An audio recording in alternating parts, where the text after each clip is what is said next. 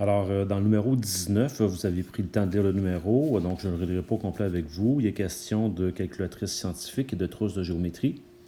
Ce qui est important de voir, c'est qu'il y a un prix de l'année dernière et il y a le prix de cette année. Alors, on pourrait se poser la question, notre X et notre Y, c'est lequel? C'est-tu le prix d'une calculatrice scientifique pour l'année passée ou cette année? On va y aller avec celui-là de l'année dernière parce que dès que je vais retrouver celui-là de l'année dernière, je sais que cette année, c'est 10% plus cher. Fait que comme ça, je vais être capable de le déterminer. Donc, à la base, ce qu'on a besoin de trouver, c'est celui-là de l'année dernière.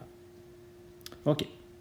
Avec cette définition-là de variable x et y, on est en mesure d'établir nos équations. La première, elle est fort simple. On a souvent cette situation-là. On nous dit que, je vais le faire ressortir ici, là. On nous dit qu'elle a déboursé 314 $ pour 10 calculatrices et 8 trousses de géométrie. Donc, ça, c'est un classique, là, ce numéro-là. Là. Donc, ça signifie que 10x plus 8y, donc on multiplie la quantité fois le prix, ça va nous donner 314 $.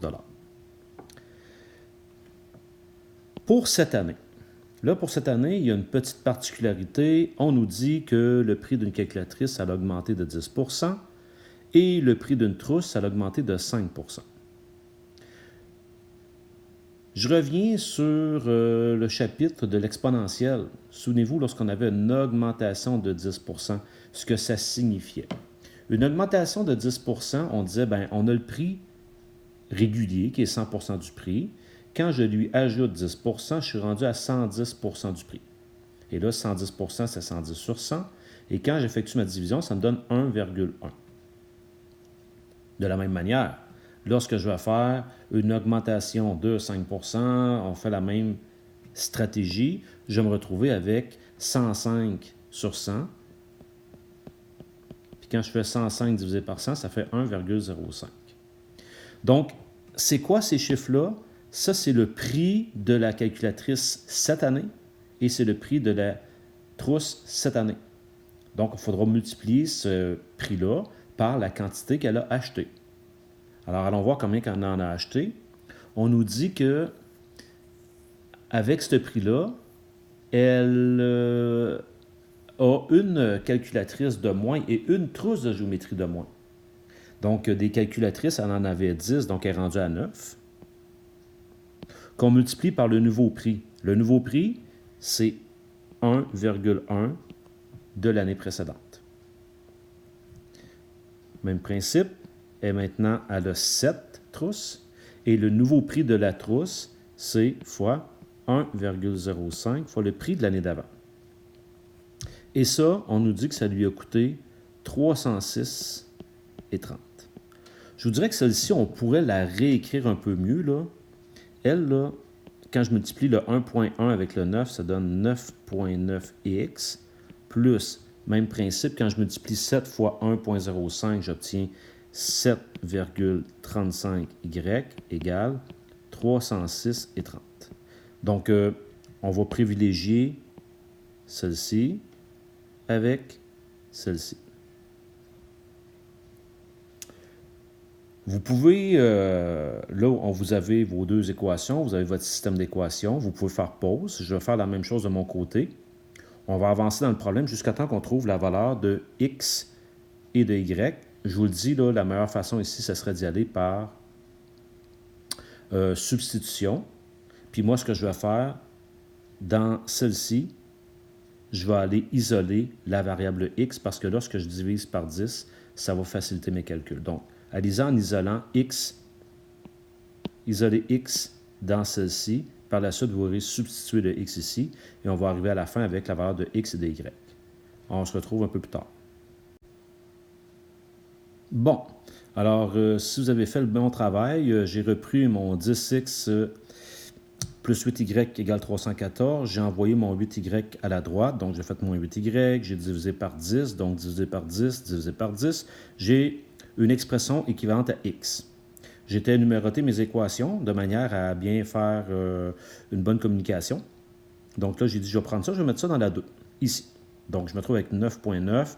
Et là, je remplace x par l'expression qu'on vient de trouver, plus 7,35. égale 306,30. Et là, ici, eh bien, j'ai fait ma distributivité sur chaque terme. Je les ai multipliés. J'ai regroupé les Y. Quand je regroupe les Y, ça fait moins 0,57. J'ai envoyé 310,86 de ce côté-ci en soustrayant. J'ai moins 4,56. Et à la fin, vous voyez ce qu'il faut faire. On va diviser par moins 0,57 de chaque côté, puisqu'ici, ça multipliait. Et ça me donne 8. Bon. Là, maintenant, j'ai la valeur de Y. Il faut qu'on trouve la valeur de X. Fort simple. Je vais dire Y égale 8.